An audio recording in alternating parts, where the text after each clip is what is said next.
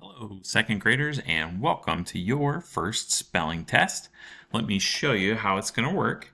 First of all, when you go to your first page, you're going to see a page here with a sound at the top, and then you're going to see a bunch of letters at the side where you can try to spell the word. So we'll click to play the word.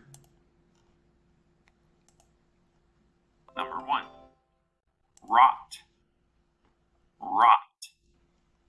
I hope the fruit doesn't rot on the counter. Rot. Okay, now that I've heard it really well, I can push that, get my instructions out of the way, and now I can try to spell that word. It's going to go there.